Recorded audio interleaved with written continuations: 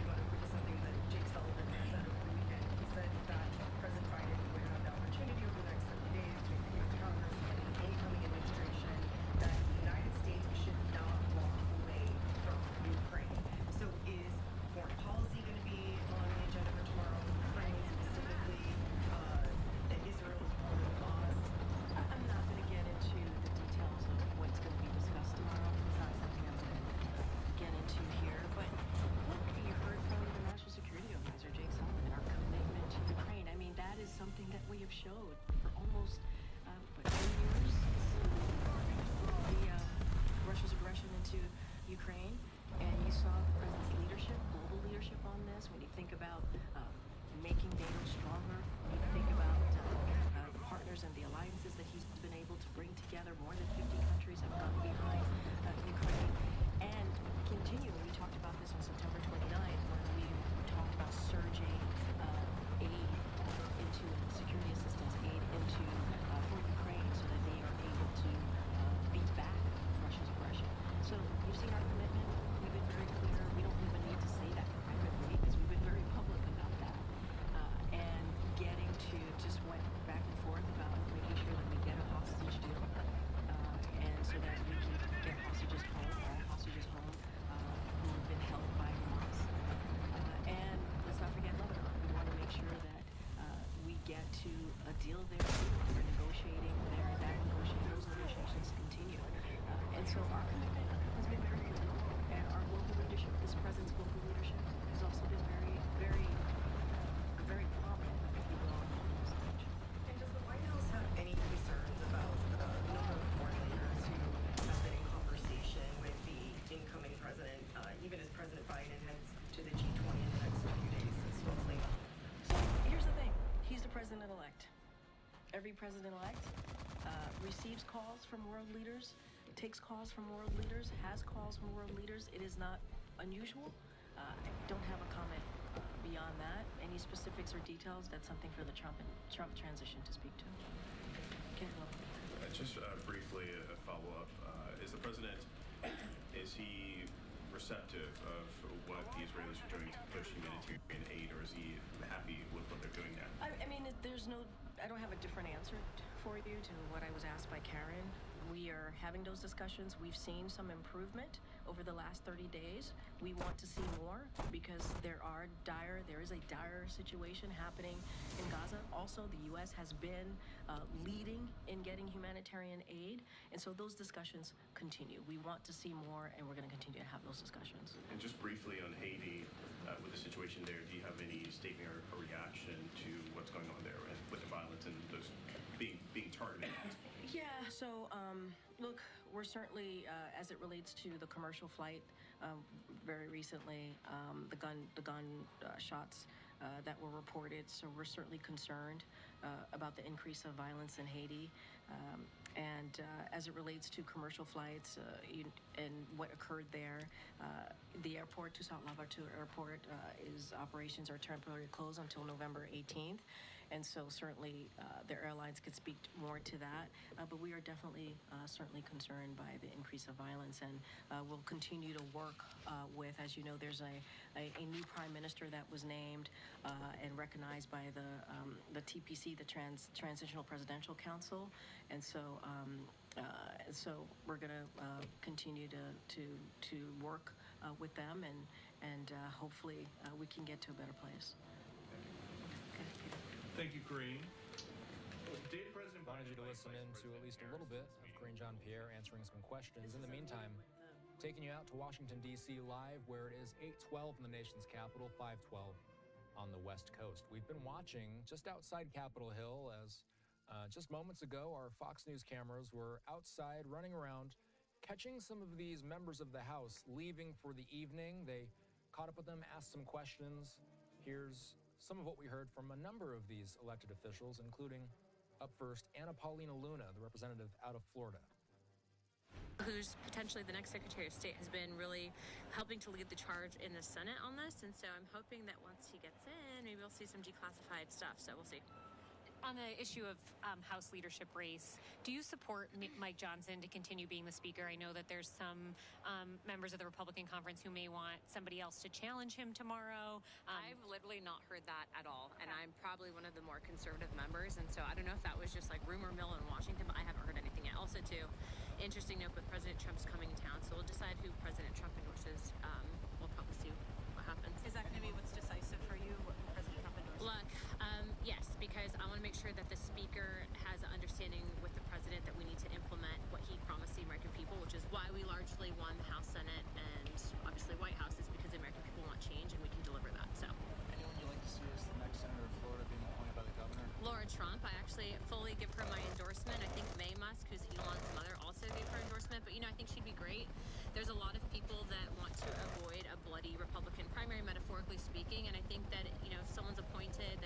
serious about it, they're not going to be able to hold that because I think that it's very likely that if Laura wants it, she'll get it. And so, look, I've worked with her on the campaign trail. She's well spoken. She obviously is politically aligned, and so we're very excited about that. As it stands now, where do you stand on Senator Johnson?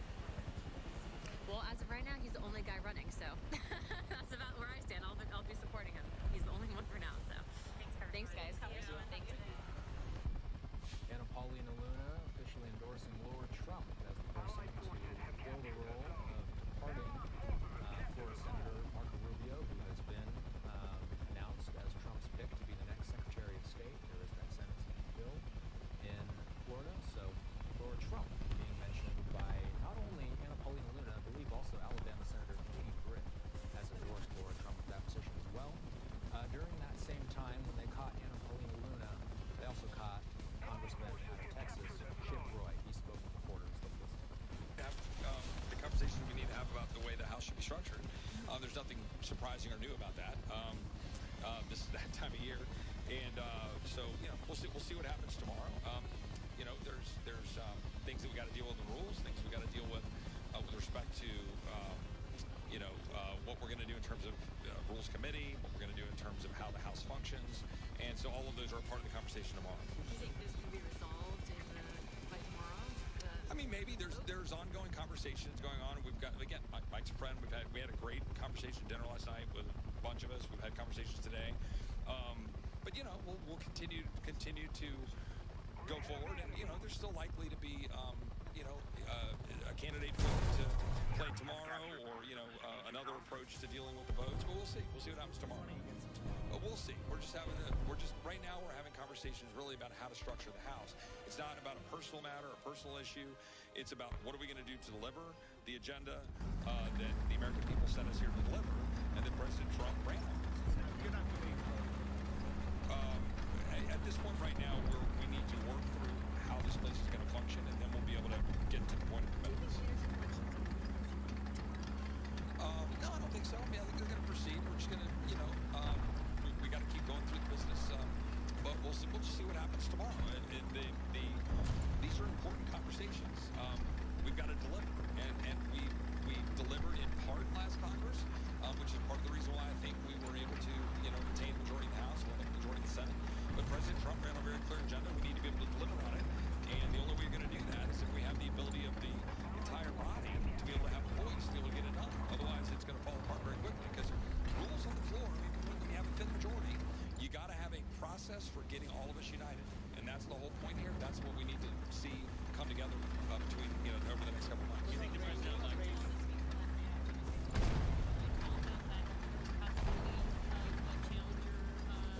Well, I'm not in the business of talking about private conversations, but Mike knows. It's not a secret. We don't play those games.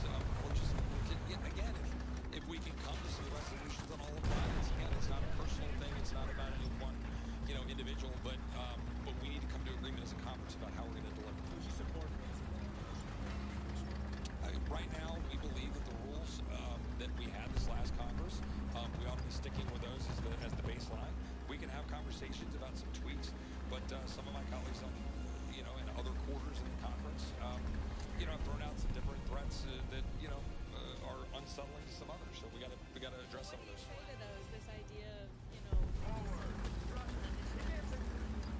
Yeah, that's a non-starter. I have an election certificate for 750,000 Texans, and I'm dang well going to use it. And the rest of the conference, we have to figure out how to settle these things in a room, settle these things before we get to the floor.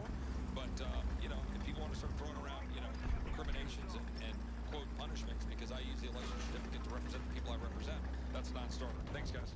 Thank you. Chip Roy wrapping up. Marjorie Taylor Greene also taking questions from that. I was wondering what your stance was on Speaker Johnson, how you were planning to vote, not only tomorrow, but decided what you're going to do. Well, I think he's the only one running for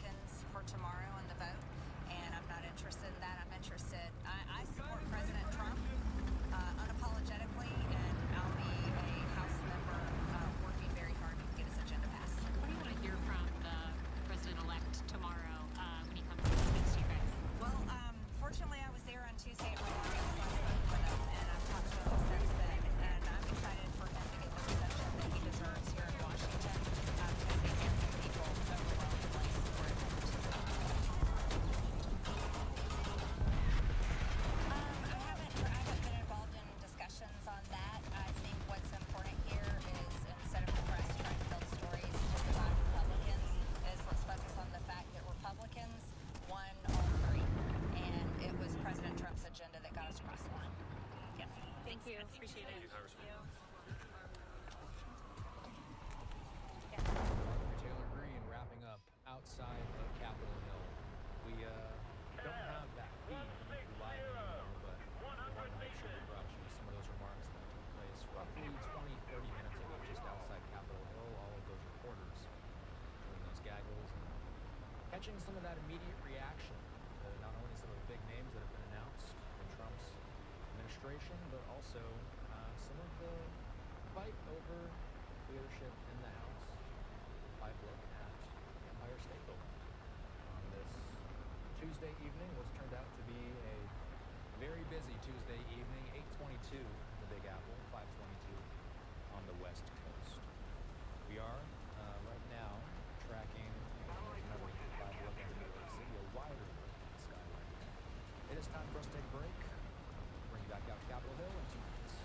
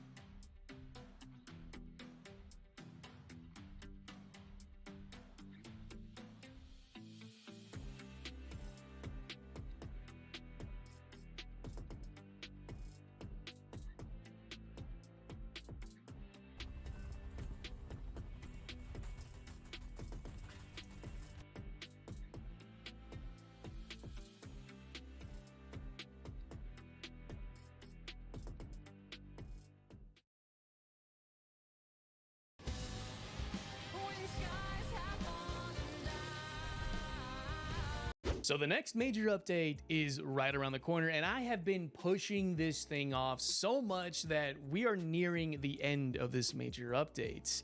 And go. Now, you have to sacrifice your AGMs, which I really wouldn't do. Originally, I was a British tonk. Does he know? He does not know, but that didn't do anything. You know, I probably could have waited for him to move a little bit far forward, but they got him anyway.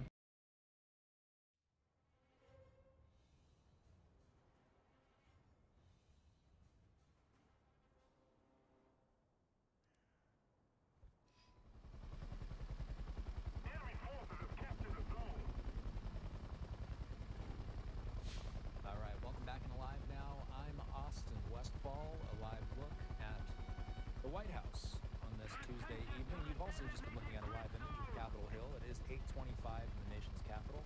We're just hearing from a number of lawmakers outside of Capitol Hill. But for now, we want to focus back in on the Trump administration, the forthcoming Trump administration.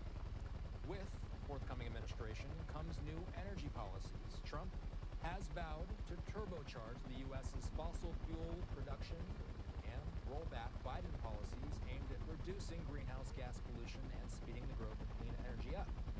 Trump is widely expected also to withdraw the U.S. from the 2015 Paris Climate Agreement.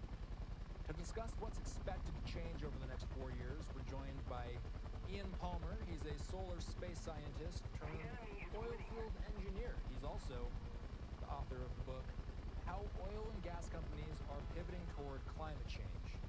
Ian, it's good to see you. Thank you. It's nice to be here, Mr. Absolutely. So let's just get into this. We've got this tweet up, and I want to get your reaction to this story. Politico says in the Washington Times that the head of ExxonMobil, Darren Woods, urged the incoming administration to avoid making turbulent climate policy swings. Woods told Politico, quote, "I don't think the challenge or the need to address global emissions is going to go away, and anything that happens in the short term would just make the longer term that much more challenging." So, Ian, why is Exxon speaking out about Trump's team and Trump's plans? That's an interesting comment he made about the longer term. Greenhouse gases are at an all-time high, and they're higher than they've been 3 million What's years. this? Hold up. I see something right there. Are what causes global warming. And it's at a Oh, high. come on, really? At the end of the century, if we don't control greenhouse gases, the Earth will be hotter than it's been in 3 million years. That's quite a sobering thought. Are we willing to take the risk that bad things won't happen? So that's the background there. So, and I think that's in his mind. Exxon, they made a great start in studying global warming in around 1980. They proved it. There were other people working on it too, but Exxon proved global warming exists. And then they kind of backed off. And I think it's because they were uncertain about climate change. That's a different thing. Global warming, climate change, are different things. But there's a lot more uncertainty about climate change. Global warming, it's going to continue, and it's proven. So, but his comment about staying in, I think that's part of the reason. The other part is that they've invested heavily. Before 2021, they were kind of lukewarm about climate change. Things happened in the boardroom. They elected some environmental people who fought very hard to get in, and it was a tense period. And out of that came a new Exxon. They've set up a carbon company, $3 billion, and as another example, they are working on projects in Houston, that joint projects with other industries, as far as for climate change, hydrogen production, and carbon capture and storage, could be worth $100 billion. And so they know, okay, they've gotten into this now, and so just in the last 3 or 4 years. And so from a company point of view and stability, these companies are involved with long-term projects. It doesn't make sense to jump in and jump out. So they want some continuity here. Basically, and we're looking at the New York Times reporting right now, saying that Exxon has said that if Trump pulled the U.S. out of the Paris Climate Agreement, it would, quote, mitigate away the perspective Trump administration could bring to this process. Let's explain this in layman's terms here, Ian. What is the Paris Climate Agreement, and what is Trump's rationale with withdrawing from it?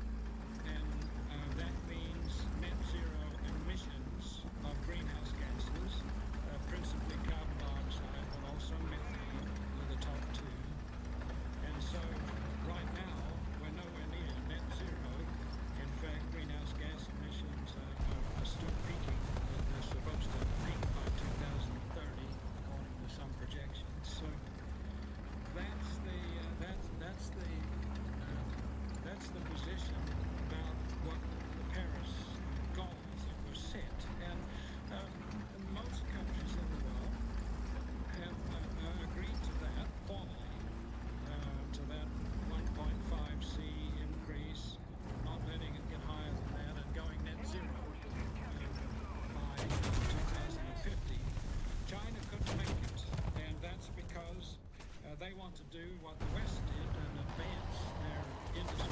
They want their economy. They want a Western-type economy, and to get there, the quickest way is to use a lot of fossil fuels. And so they finally said, okay, we can't get there by 2050, but we'll commit to getting there by 2060. Net zero by 2060. India is even in a worse situation. They're further behind in their economy, advancing their economy. They said 2070. So most other countries, though, have embraced 2050. And so again, there's reasons for that I mentioned before. There are lots of direct climate change effects, like glaciers retreating and Antarctic ice melting, and so these things are happening. And so they are going to get worse, no question about it. Ian Palmer, appreciate being on tonight. The author, by the way, of the book, How Oil and Gas Companies Are Pivoting Toward Climate Change. Thank you for coming on. This is what we're going to do here. Slightly. We'll be back in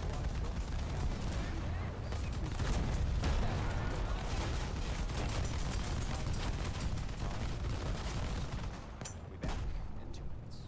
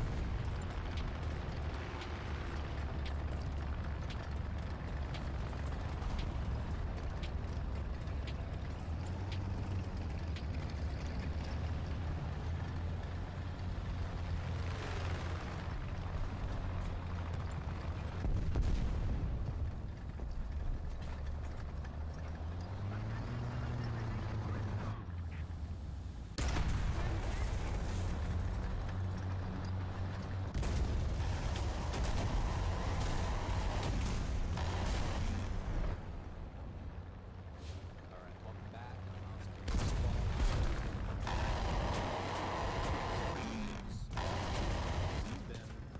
This has turned into President-elect Trump announcing that Elon Musk and Vivek Ramaswamy will lead the Department of Government Efficiency, DOGE, Doge. The statement from Trump that kind of outlines a little bit of what this means says, I'm pleased to announce that the great Elon Musk, working in conjunction with American patriot Vivek Ramaswamy, will lead the Department of Government Efficiency, DOGE. Together, these two wonderful Americans will pave the way for my administration to dismantle government bureaucracy, slash excess regulations, cut wasteful expenditures, and restructure federal agencies, essential to the Save America movement. Musk, quoted as saying, "This will send shockwaves through the system and anyone involved in government waste," which is a lot of people. Second paragraph reads, "It will become potentially the Manhattan Project of our time. Republican politicians have dreamed about the objectives of DOGE for a very long time. I know where he's at, but Change, that is my experience with TOTBs, dude. Ooh, let's not stay here. Oh, got one. I see something spicy. Got his engine. Oh, hold up. There we go. Got him side on too. Then we got this guy. Don't know what that is. Let's so go Burr. Let's go. Oh, okay. We messed up that shot. I just didn't want to. Here, and some of these are not, but we've got, and I should just mention that in the past hour or two, this says that Noam has not officially been confirmed by the Trump team. He has in the past hour or two officially confirmed Noam. Nonetheless, let's get into what we know so far. Susie Wiles is going to be Trump's chief of staff, deputy chief of staff for policy, Stephen Miller, will be working on border issues there. The UN ambassador has been announced as Elise Stefanik, representative from New York. The administrator of the EPA, the Environmental Protection Agency, will be Lee Zeldin. Czar Tom Homan was announced in the past 48 hours. National Security Advisor, the NSA, Mike Waltz, will be taking over. Secretary of State announced as the Florida Senator, Marco Rubio. Just today, we learned that Mike Huckabee will be the U.S. ambassador to Israel. That Kristi Noem has now been officially announced as the Homeland Security Secretary, and John Radcliffe will be Trump's CIA director. See finally there, Pete Hegseth, one of the hosts of the weekend edition of Fox and Friends, just announced as Trump's defense secretary. So, once Trump takes office in January, that will be some of the people that will be making up this administration. There are still some high-profile positions to be announced. We'll keep it posted all week as we expect more of these announcements to come in. There's also a big event at the White House tomorrow. President Biden and President-elect Trump will meet in person at the White House. We do know that when this happened last time, by the way, the last time this happened was 8 years ago, when Trump won his first term in office. Trump and Obama met in the White House. They held about a 90-minute long conversation behind closed doors, and then they talked in front of the media for a much shorter amount of time. We don't exactly know how tomorrow's event between Biden and Trump will play out, but any moments that are in front of the press, that are in front of live streaming cameras, we know that we will bring those images and those words to you live as they happen. In the meantime, speaking of the White House, we did hear from Karine Jean-Pierre, who was taking questions from reporters, largely about the transition into the Trump administration. I want to play out a little bit more of KJP taking questions from reporters. Let's watch. Thank you, Kareem. Did President Biden invite Vice President Harris to this meeting with Donald Trump tomorrow? This is a meeting with the president and the president-elect. This is the norm that the incoming president and the current president sit down in the Oval Office and have a discussion, and that's what you're going to see tomorrow. Is the norm. What we normally would see when we are talking about a peaceful transition of power. President Biden says that he's not going to pardon his son Hunter. Is he going to ask Donald Trump to do that? I don't have anything else to share about that. I'm not going to go down a rabbit hole on this. I've been very clear. The president's been very clear when we've been asked this question. And we know that at some point during the last Trump transition, then President Obama warned Trump that the biggest threat to the U.S. at the time was North Korea. Is President Biden going to run through what he sees the biggest threats to the country are with Donald Trump? I'm not going to get into a specific agenda of what they're going to discuss. And this is very much to be a question I got from MJ. What does the president want to, what's the message he wants to send tomorrow? And it is to the American people. The importance of keeping the norms, the importance of having a transition that is going to be efficient. This is what the American people deserve. And that's the message. And I think when you all come into the Oval Office tomorrow, you do the full spray, you capture that moment, that is an important message to send to the American people.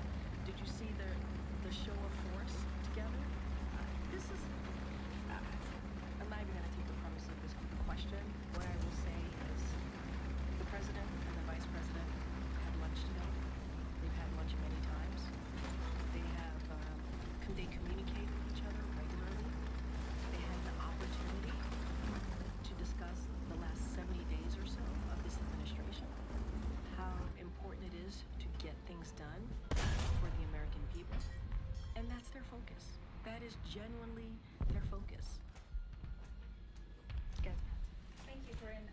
On his friend, President Prabowo, the president of South China Sea and expansion of the open Indo-Pacific, was he specifically referring to a deal that Indonesia signed a few days ago in Beijing that could be read as a de facto validation of China's 9-dash line that marks its extensive territorial claims in the South China Sea? And how concerned is the administration about this? So we continue to encourage Indonesia to work with their legal experts to make sure any agreement they make with the PRC is in according with international law, especially the UN Convention on the Law of the Sea. I don't have anything beyond that. I read them at the top more broadly what they were hoping to accomplish, what they were going to talk about. You just mentioned Indo-Pacific and China Sea as it relates to this particular deal that was signed with Indonesia and Beijing. We are just going to continue to encourage that they really work with their legal experts. That a statement that the administration believes that Indonesia is not complying, that the agreement don't have a statement. And I know that you said on your topper that there'll be more briefing before the president leaves for APEC and G20. Well, yeah, we'll have our usual, like we normally do ahead of an Oconus trip. We'll have a press call, so you all would have more details on what those few days will look like. But just broadly, Chris, what would be his message, obviously, to leaders concerned about U.S. positions on various global issues? And is he expecting that his conversation with President-elect Trump tomorrow to inform him on how he would speak to world leaders about these various issues? Again, I'm not going to get into detail. I understand the curiosity and the kind of excitement on what's going to happen tomorrow. I don't want to get ahead of the fact that tomorrow is also part of the process that the president wants to send out to the American people, having that peaceful transition of power. I'm not going to get into details or even an agenda of what they're going to speak to. As it relates to the president and the global stage, is what you're going to see when he is in Peru and Brazil. The president, again, on that global stage, he's going to continue to talk about and focus on the progress we've made in the last 3 years plus, on an array of important issues that matter to the people who will be there, all the world leaders who will be there, whether that's continuing to strengthen our alliances and partnerships, standing with Ukraine and standing up against Putin, and also, as we were talking about, a range of issues when it goes from Indo-Pacific to also the Middle East. That's what the president is going to focus on, and I'm going to let the two leaders, the president and the president-elect, have their private conversation. Not going to get ahead of them. They deserve that, but certainly we are indeed sending a message to the American people. That's what they deserve. They deserve this process, and that's what you're going to see tomorrow. On Francesca's question, just to phone in, I know that you said that the president-elect can have this conversation with these world leaders who are graduates. No, it's not unusual. But does the president have specific views on the president-elect potentially conducting foreign policy on these calls? I'm not going to get into hypotheticals. I'm just on what's happening being said on these calls. It is not unusual for the president-elect to have conversations with world leaders. That's what's happening. I'm just not going to get into hypotheticals.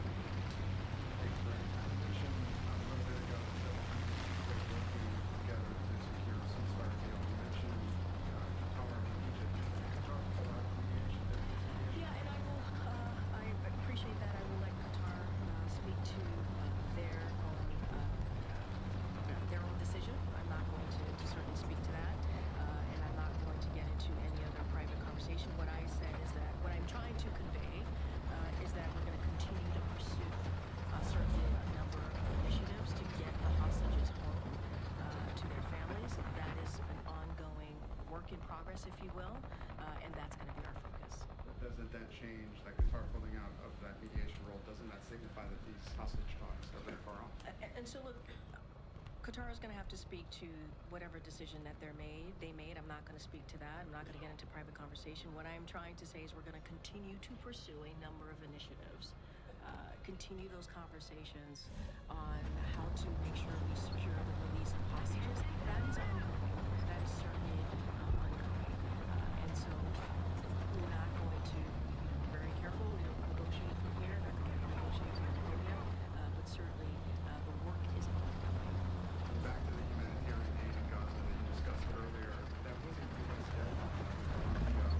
You said that Israel has taken some steps, but those steps are U.S. has 320 humanitarian aid trucks a day. We're nowhere near that point. Is the U.S. essentially giving Israel a pass? No, absolutely not. I mean, that's why the conversations continue. The discussions continue.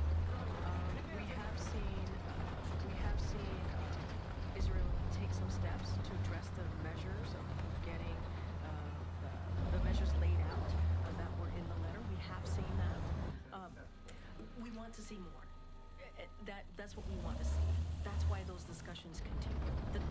Just because we hit the 30-day mark doesn't mean that we go home and don't finish what we are trying to do here, which is getting and surging more aid to the Palestinian people. We understand how important it is. We understand how dire the situation is, and that's what we're going to continue to do. And at the same time, and you've heard us say this, the best way to deal with this, the best way to alleviate the suffering that we're seeing of the Palestinian people in Gaza is to get to a deal here, and we're going to continue to be laser focused. Has been issued an invitation to the White House yet? I would have to refer you to the Vice President's office. We don't have anything for you at this time, but the Vice President's office can speak to that. Okay. Okay, great job there answering some questions. It's a good question. I'm curious about that too. Is J.D. Vance going to be making any appearances ahead of January 20th? We are hearing from Capitol Hill a couple of news items having to do with Vance's vacated seat. Of course, now that Vance is going to be the vice president, that means that there will be a seat in Ohio, a Senate seat in Ohio. Ohio Governor Mike DeWine is going to have to appoint somebody to fill that seat, and Vivek Ramaswamy saying on Twitter that he is withdrawing himself from consideration for the pending Senate appointment. Whoever DeWine appoints to JD's seat has some big shoes to fill. We'll help them however I can. Of course, Ramaswamy has been named to Trump's new Department of Government Efficiency. Elon Musk. That's something that just broke within the past couple hours. Time for us to take our final break of the hour. Back in 2 minutes.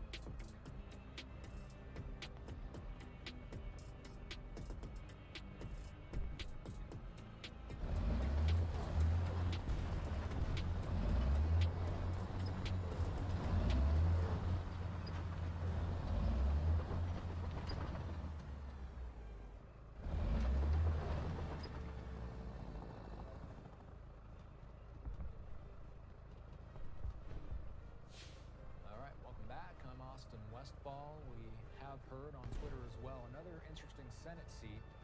We were just talking about the one in Ohio before the commercial break. Let's talk about the one in Florida, because Senator Mark Rubio has been selected as the next Secretary of State there. There will be another seat open in Florida. And that means that there's been a couple people that have said that they want Laura Trump to take that position. Of course, Ron DeSantis, the governor in that state, will have to decide who's appointed to that Senate seat in Florida.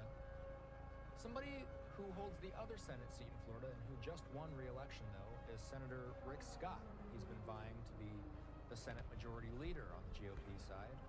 Catherine Swartz saying that she spoke to Senator Scott when he left the Capitol earlier this evening. He says he's feeling very optimistic that he's going to win. Want somebody that has a relationship with Trump. They want the Trump agenda. Time will tell exactly how this leadership situation plays out on the GOP side in the Senate. Of course, right now the Democrats have control of the Senate. The majority leader is Senator Chuck Schumer out of New York. Now the GOP will be taking over. Who will lead their party to combat? He has had that role for the longest time, but he has stepped down. He says he's going to remain in the Senate, but he's stepping down from the leadership position. That's why there's been so much discussion about it. Let's move on here because we have some other news about the Secretary of Defense. That's been mentioned. The New York Post saying Trump has nominated Fox News host Pete Hegseth for Secretary of Defense. If you want a little bit of background about who he is, there was a segment earlier this evening on the Ingram Angle. Let's watch. Chaffetz, Fox News contributor, your reaction, Jason, to the selection of Pete Hegseth to be Trump's Secretary of Defense. I've seen his name in a few articles, but a lot of us, well, that's not good. I mean, it's like this, he's like your buddy. Like, he's not going to have, but your reaction tonight is incredible. Woohoo! I wish I could give the guy a good high five. I'm thrilled about it. Look, Donald Trump is picking the best people he could possibly pick. Pete loves this country. He has served this country. He's a true patriot. And his heart is always in the right place. And he will serve with vigor. He wants to protect this country. He knows the issues. You've got to love somebody who put it all on the line, put the uniform on, got out there, has loved our veterans, worked tirelessly, behind the scenes to help veterans, protect veterans, take care of homeless veterans, and honor those who have given their life. You could ask for nothing more. And I got to tell you, you got hundreds of thousands of people who serve in our United States military, and this has got to put a smile on their face and a good, fist pump like, all right, America is back. We got Donald Trump as the president. We got J.D. Vance as the vice president. And you got Pete Hegseth leading the military. You got Congressman Waltz is going to be the national security advisor. He's on a roll. Well, Pete Hegseth, and I just played my YouTube video by accident on the air, but I remember he did this great bit on how the military, Jason, has gone woke. So I was trying to find it so we could play it. But he's been on that issue of what wokeifying our warriors and our warrior class has done to military morale, to recruitment. He has been on the problems we've had in our deficit in recruitment like nobody's business. And man, that's going to be a big task for him to undertake when he gets into the Pentagon, which of course he'll get confirmed, no problem, given his incredible background. But that's a challenge because we've lost a lot of great men and women in the military because of how left things have gone inside the various branches. Maybe not the Marines, but the rest.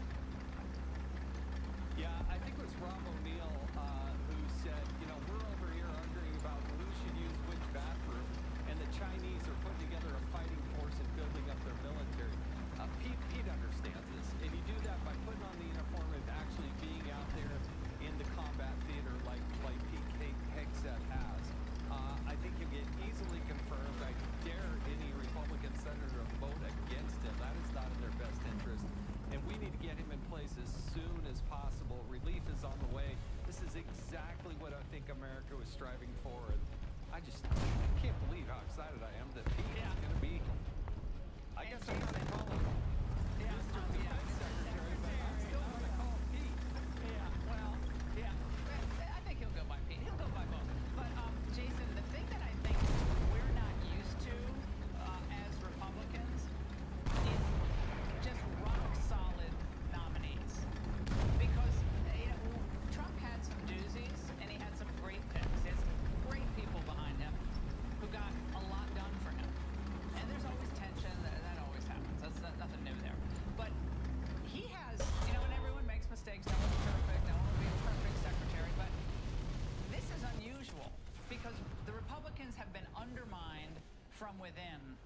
for a long time, both in the Senate and in some of these appointments. And I think Trump, above all else, is like, we're done with that. We don't have much time, and we got to get stuff done, and we have to have transformational thinkers in these positions. That's what I think they're thinking. Yeah, you're 100% right, Laura, because oftentimes some of these cabinet secretaries are like, who is this person? And you just to go to find out that they were part of maybe the defense industrial complex of the past, or they were hidden in some think tank somewhere, and you're like, who are these people? And thus far, if you look at who's being picked out there, I mean, Governor Huckabee to be the ambassador to Israel, great pick. Congressman Waltz, like I said, a national security advisor. We know these people. They've been in our televisions. You've heard them speak from their heart and from their sleeve. And that's exactly the kind of people. John Ratcliffe is the CIA director. I mean, that guy is as big a patriot as there is. So that team that Donald Trump is assembling, these are people that we know. They don't have some other nefarious tie other than they love this country. And they want to serve President Trump and serve the country. All right, thank you very much, Jason. Joining us now via phone, Lieutenant Colonel Danny. All right, that's where the segment ends. We are, of course, continuing to follow this great story.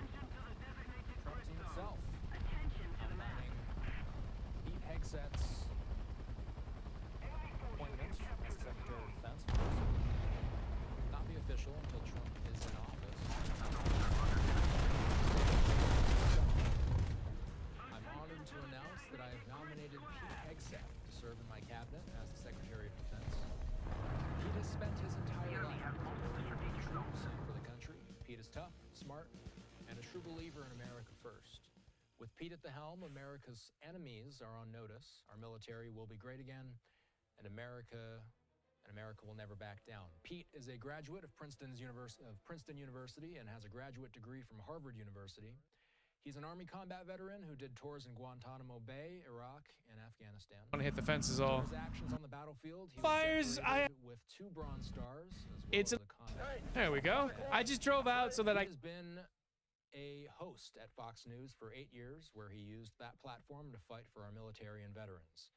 Pete's recent book, The War on Warriors, spent 9 weeks on the New York Times bestsellers list, including 2 weeks at #1.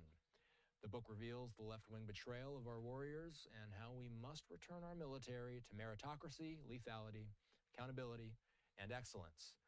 Pete has also led 2 veterans advocacy organizations, leading the fight for our warriors and our great veterans. What the hell I got? Oh, nobody fights harder for the troops, and that Pete will be a is an courageous Azrad. and He needs to die patriotic now. champion He's not of looking our at me. Peace through strength Me boop. policy. That's Or my missile can say, President-elect "Nah, we're Trump. good." Please, that's the 2, official 1. statement, the official announcement coming through. Hi, his yeah. incoming Secretary of Defense. Hellfires, ladies and gentlemen. Yeah. Let me get some of Speaking of Zuni his Department way of just to be Defense, let's go out safe. to the Pentagon. I think Latest he drove press off, briefing too. from Brigadier Please. General Pat Ryder. Oh, He ladies takes and gentlemen, questions from Hellfires! I absolutely despise them. Is there a bush in the way? Oh yeah, laser. I don't know where he's at anymore. Yeah, there's a tree. Series of But we still precise got him. airstrikes November 9 through 10 on multiple Houthi weapons storage facilities situated within Houthi-controlled territories in Yemen. These facilities housed a variety of advanced conventional weapons used by the Iran-backed Houthis to target U.S. and international military and civilian vessels navigating international waters in the Red Sea and Gulf of Aden. The operation involved U.S. Air Force and U.S. Navy assets to include F-35C fighter aircraft. This targeted operation was conducted in response to the Houthis' repeated and unlawful attacks on international commercial shipping, as well as U.S. coalition and merchant vessels in the Red Sea, Bab al-Mandeb Strait, and the Gulf of Aden. It also aimed to degrade the Houthis' ability to threaten regional partners. As you've heard us say before, we will continue to make clear to the Houthis that there will be consequences for their illegal and reckless attacks. U.S. Central Command will be issuing a press release shortly. Staying within the U.S. Central Command area of responsibility, U.S. CENTCOM forces conducted strikes yesterday against 9 targets in 2 locations associated with Iranian groups in Syria in response to several attacks on U.S. personnel in Syria over a 24-hour period. These strikes will degrade the Iranian-backed group's ability to plan and launch future attacks on U.S. and coalition forces who are in the region to defeat ISIS operations. As CENTCOM Commander General Kurilla stated in CENTCOM's press release, quote, "We will continue to take every step necessary to protect our personnel and and coalition partners and respond to reckless attacks, end quote. Shifting gears, Secretary Austin spoke with Ukrainian Minister of Defense Rustem Umerov today to discuss battlefield dynamics and provide an update on U.S. security assistance support for Ukraine. The Secretary reaffirmed President Biden's commitment to surge security assistance to Ukraine and provide an update on the unprecedented scope and pace of U.S. efforts to provide Ukraine with the capabilities it needs to fight Russian aggression. The two leaders pledged to remain in close contact. A readout of the call will be available on defense.gov. And finally, this Friday, November 15th, Secretary Austin will depart for a 9-day trip to the Indo-Pacific region with stops in Australia, the Philippines, Laos, and Fiji. This will mark Secretary Austin's 12th trip to the region and comes as the United States builds on unprecedented cooperation with like-minded countries to strengthen regional security. The Secretary's trip engagements include his participation in the ASEAN Defense Ministers meeting ADMM Plus in Laos on November 21st, and will drive ongoing efforts to modernize our alliances and partnerships toward a shared vision for a free and open Indo-Pacific. A trip advisory will be available on defense.gov later today, and readouts of the Secretary's meetings and engagements will be posted throughout the trip. And with that, happy to take your questions. We'll go to AP. Tara. Thank you, Colonel Ryder. On the attacks on U.S. service members in Syria, we haven't received any details on what personnel were attacked, where the attacks took place, and it's been more than 48 hours since CENTCOM put out that release. Yeah, so what I can tell you, Tara, is that first of all, there were no U.S. injuries associated with any of these attacks. At Mission Support Site Green Village in northeast Syria, there were two separate attacks. One both on Sunday, and one attack consisted of a UAV. The second was indirect fire comprised of 2 rockets. Okay, so with these two, the UAV and the All right, wanted to make sure that you listened into a little bit of the Pentagon press briefing. We'll air a little bit more of that much later on in the evening. It is time for us to take a quick break. The hour at 5 p.m. now. Threats just past 9 p.m. The nation's capital is approximately 6 p.m. on the western coast. 5 minutes completing the briefing. Back in 2 minutes.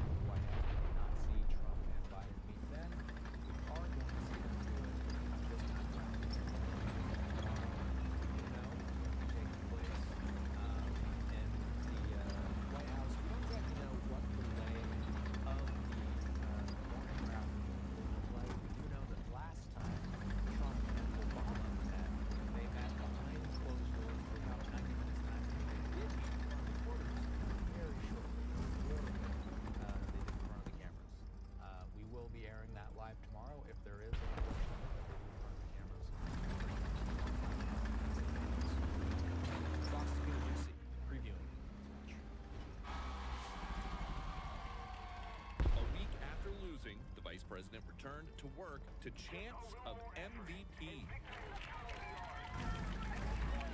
Harris and Biden don't plan to rock the boat before Trump comes. So, we don't have any new policies to announce at this time. Announcing they won't make good on threats to limit arms shipments to Israel because it has done just enough to improve conditions in Gaza.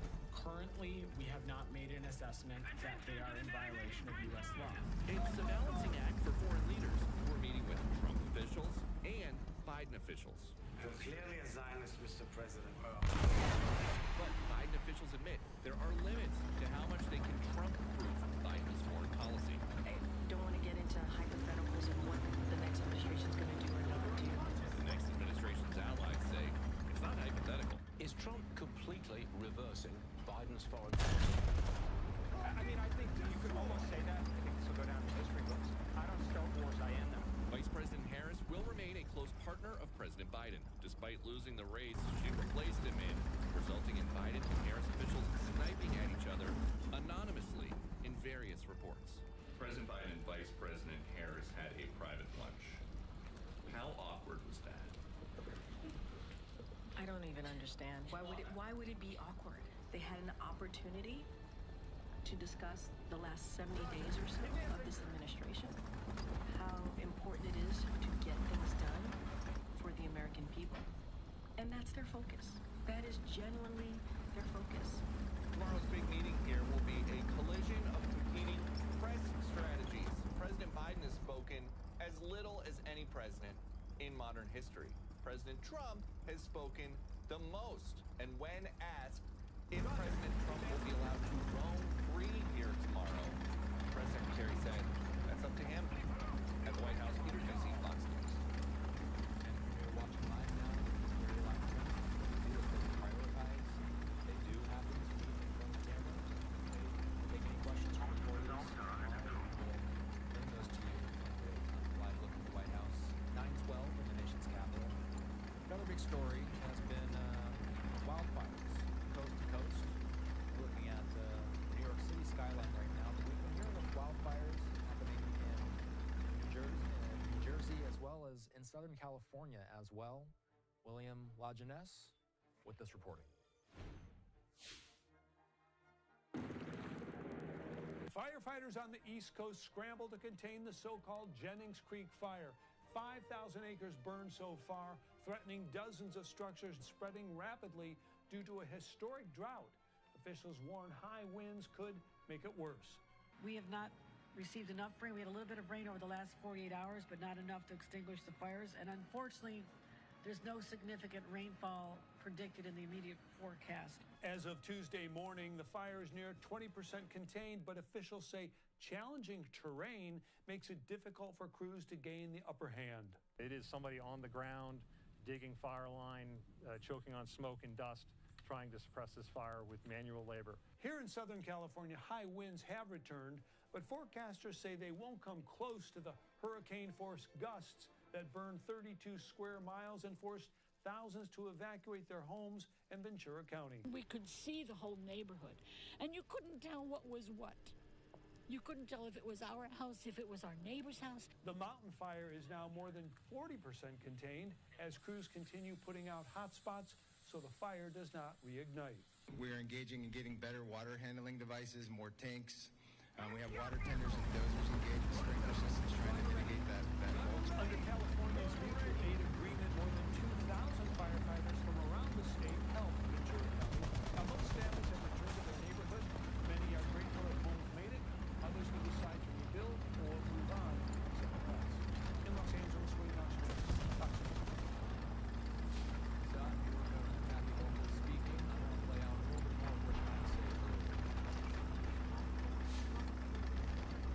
And the wildfires that are affecting our state right now, we have 15 wildfires, varying degrees of size and dangerousness, but particularly here in Orange and Ulster counties, I'd like to give an update. Right now, New York State is facing the largest wildfire since 2008. I've been in regular communication with an extraordinary leader we have here in Orange County, our county executive, Newhouse. Unfortunately, we've had a lot of experience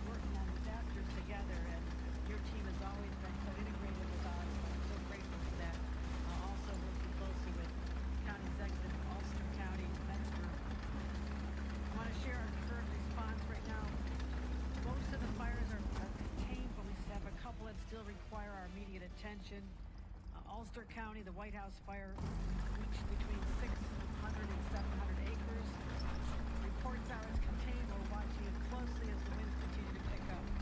But right now, our greatest concern is the Jennings Creek fire here in Orange County. It has spread over 2,700 acres across the border, 5,000 to include the acreage across the line with New Jersey. So 5,000-acre fire, 2,700 acres of which are here in the state of New York. Neither of these fires are controlled or contained at this moment. Some of the residents have been voluntarily evacuated, but I want to emphasize that at this moment, no structures are currently under threat.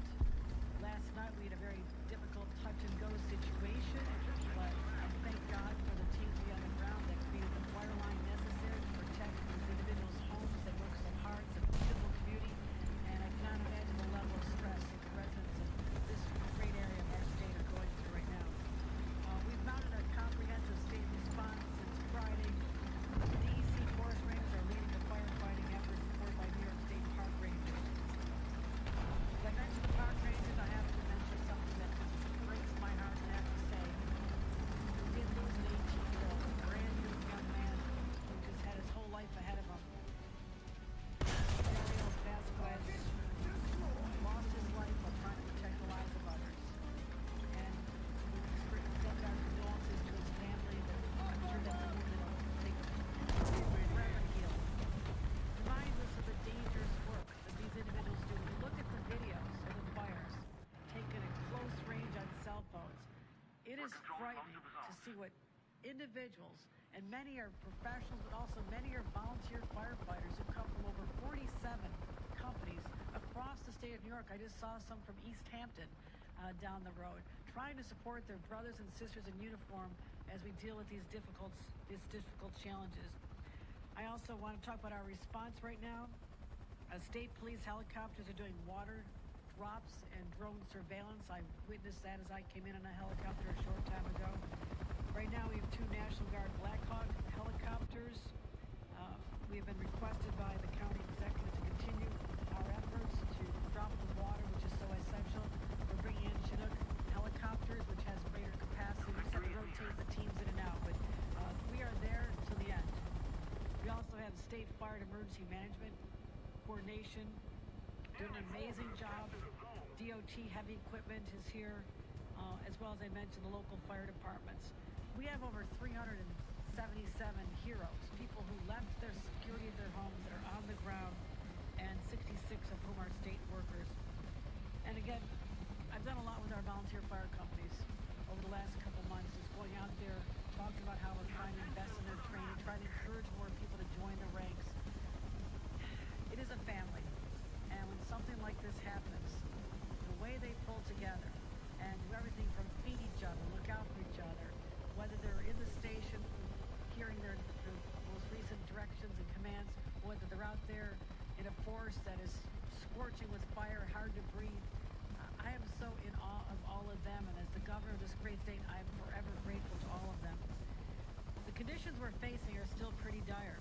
This is one of the driest Octobers we've had on record. This has been a challenge for us because normally starting in September you see a lot more rainfall, the ground is saturated, and something like this would not have taken hold. We have not received enough rain. We had a little bit of rain over the last 48 hours, but not enough to extinguish the fires, and unfortunately there's no significant rainfall predicted in the immediate forecast. We're actually currently under a drought watch, level 2 of 5 on our drought scale. This requires water conservation from all New Yorkers to participate, but not a cause for panic. But it's absolutely critical that New Yorkers avoid any outdoor burning at this time. We're announcing today a statewide burn ban because the threats are too great, and we cannot have our resources directed to smaller fires. We need everybody to large major scale fires we have right here. So I'm asking everyone to comply with this until further notice. What that means is completely avoid outdoor burning. Don't leave any campfires, which you should not have campfires in the first place. Exercise extreme caution with outdoor grills and report fires immediately. And again, as I said, start conserving water. Stay alert and monitor your local cooler temperatures and higher humidity will help, but here we are. We'd love to have no wind. The winds are going to reach 25 miles an hour today. And that is just going to create turmoil, chaos, and a lot of uncertainty that we don't need right now. Now we're expecting that traditional weather conditions that we expect this time of year and through the winter should provide some relief from the drought, but we don't know how long this will last. This could be an atypical winter. So again, the conservation efforts we're asking everyone to undertake should continue for months. New York Governor Kathy Hochul speaking on this ongoing situation. This is the New York State Division of Homeland Security. It says the National Weather Service has issued a red flag warning through 6 p.m. Wednesday. For New York City and Long Island residents, critical fire weather conditions are expected or are occurring. Strong winds, low relative humidity, and dry fuels will create a significantly elevated fire growth potential. We do know that a similar situation is playing out in Southern California as well. Those fires are fueled by dry weather and by the Santa Ana winds in Southern California. Time for us to take a break. Live look at Lady Liberty on this Tuesday evening, 9:21 in the Big Apple, 6:21 on the West Coast. We're back in 2.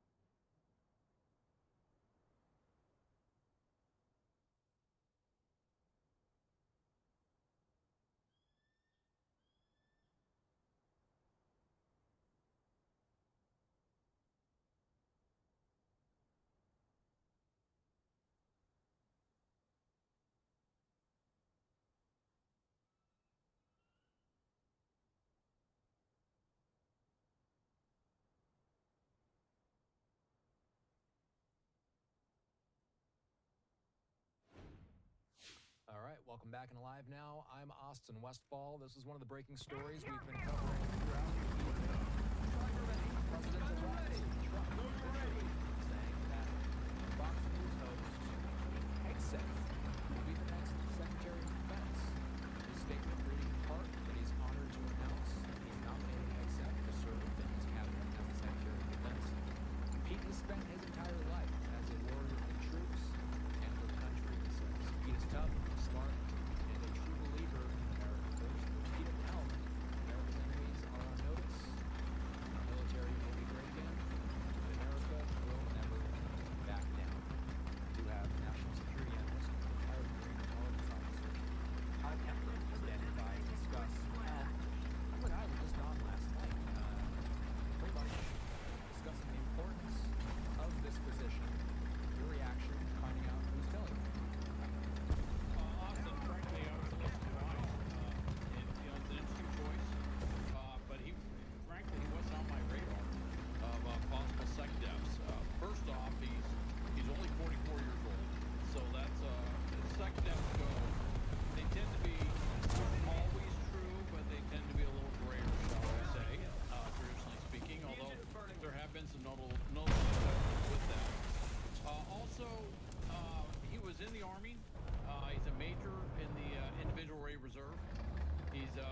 combat infantryman. He's served in a variety of different billets. You know, he was a infantry platoon commander. He did civil military operations overseas. He's done a lot of interesting things, and so he'll bring that experience into the job. But of course, one of the challenges that you have when you are the SecDef is you're dealing with a lot of general officers, shall we say, and when you're a more junior ranking officer, particularly if you haven't worked around general officers that much, as they say, sometimes you can be starstruck. And so we'll see how he deals with that. You know, you don't get to be a general or flag officer without having some political chops, shall we say, and knowing how to work with people and do a lot of different things. So we'll see how that works out in terms of, you know, how he does in that regard. But rather interesting choice in that regard. Also, I should mention,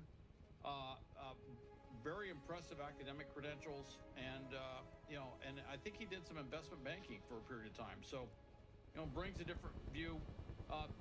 President Trump has two big criteria, as you can see. He wants loyalty, probably first and foremost.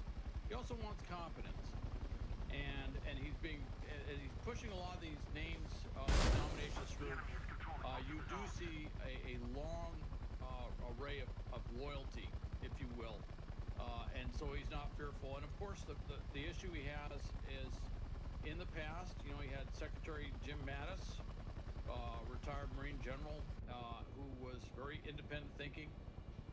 His Chief of Staff and former DHS Secretary was John Kelly, another Marine General, who obviously has some very strong disagreements with him. And in that post, he has had some SecDefs who, after the administration was done, certainly, but even during it, had been very critical of Donald Trump. So I think that weighs into his thinking on all these positions. You mentioned his academic credentials. It said in the press release here that Pete is a graduate of Princeton University and has a graduate degree from Harvard University. He's an Army combat veteran who did tours in Guantanamo Bay, Iraq, and Afghanistan. Al, another big announcement today. We heard who's going to be heading up the CIA. Your reaction to that? Yeah, John Ratcliffe. That actually surprised me. I got to tell you, he was for about the last year and a half of the first Trump administration. He was a former congressman, first and foremost, I should mention that. But he had, and he's a former U.S. attorney. So we have a legal background. Not uncommon that you see lawyers fill a lot of these senior positions. And if you're a U.S. attorney, that's a pretty senior level appointed position. So that tells you he's been vetted at some point to be a U.S. attorney. Anyway, he had filled his position of Director of National Intelligence. That is the highest level. There would be some debate on that when I say that, but that is technically the highest level in the intelligence community. That is the person who coordinates or works with all the different agencies and organizations within the intelligence community as a whole. So he had filled that position and did it for a year and a half. And as far as I could tell, did a pretty good job. While he was in Congress, he had been very familiar with intelligence matters from his committee work. So he was well versed in that.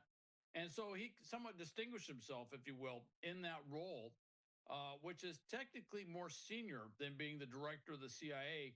But the director of the CIA is a very different thing. You're not only the director of the CIA, and it used to be your director of Central Intelligence. So you actually used to be dual-hatted with kind of that DNI role.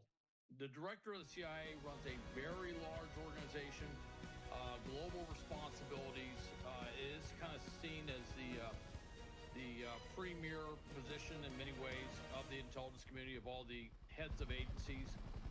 They're the first of many, shall we say. And again, there would be those who would argue with me on that one too. But it is a very distinguished position. And for someone to have been the DNI, Director of National Intelligence, and now to move over to be the director of the CIA, that is unique. I've never seen anything like that.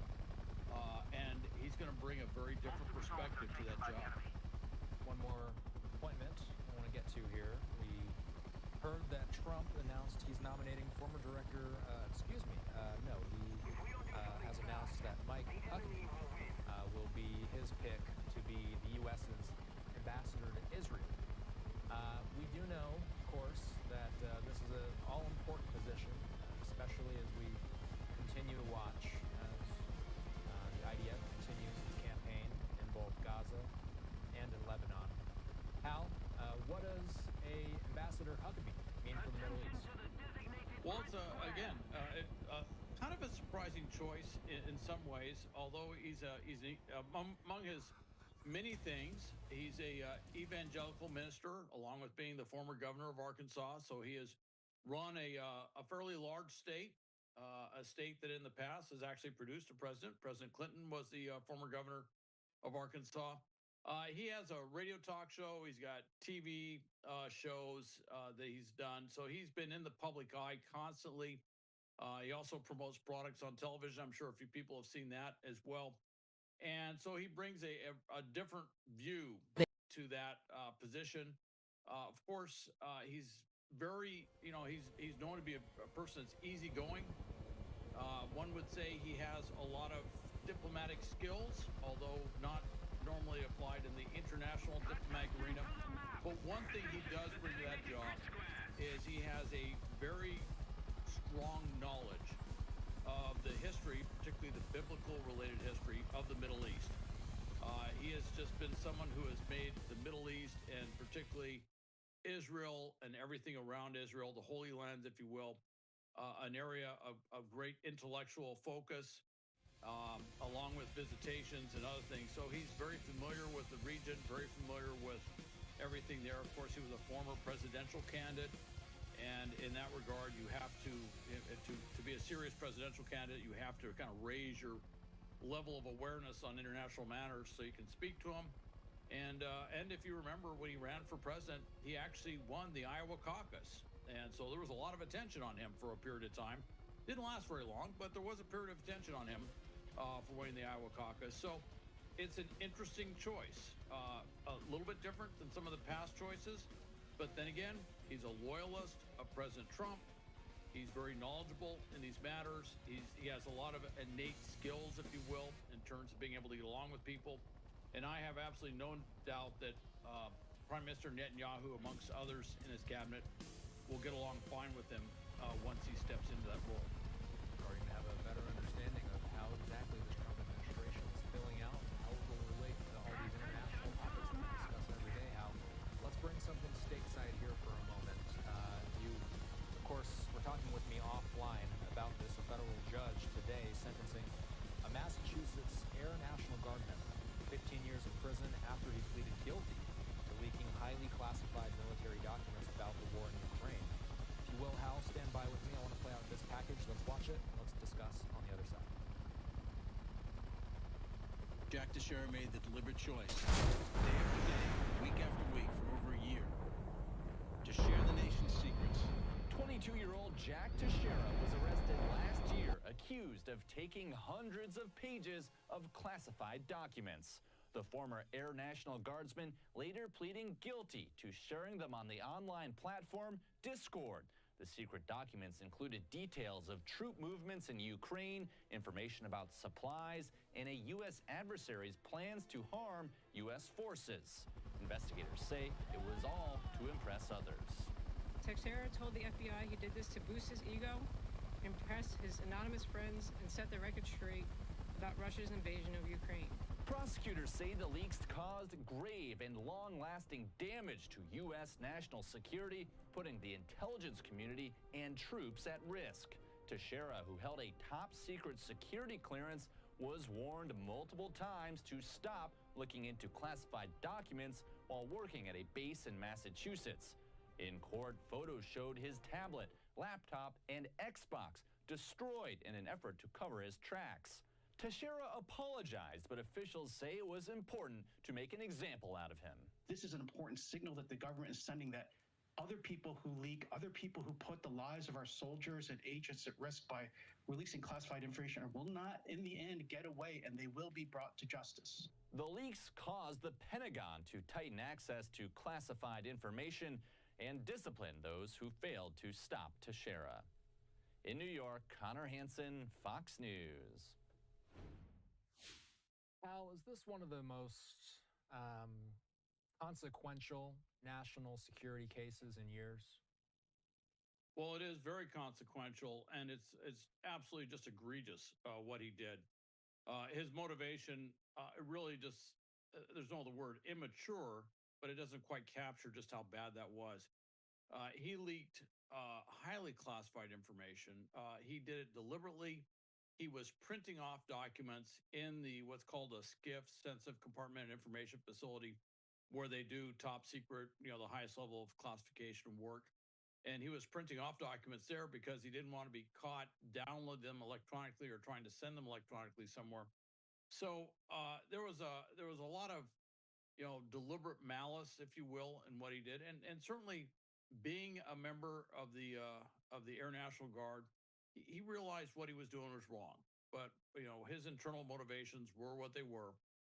The only reason that he isn't being sentenced for far longer, 20 or 25 years or something like that, is because at the end, when they caught him, he was very remorseful. That came across. They cut a deal, and the deal was for 15 years. I know at the time I was a little critical. I thought that was a kind of a light sentence, but they had to make a sentencing decision, so they did, and that's why he's getting the 15 years that he's getting. But frankly, this is something his unit actually was stood down from doing intelligence work, which was their primary mission, just because of what he did. That's and I know that there was a lot of internal look, not just in the Air National Guard and in the Air Force, but across all the services on who has access, what are they doing, and of course, one of the things they're really cracking down on.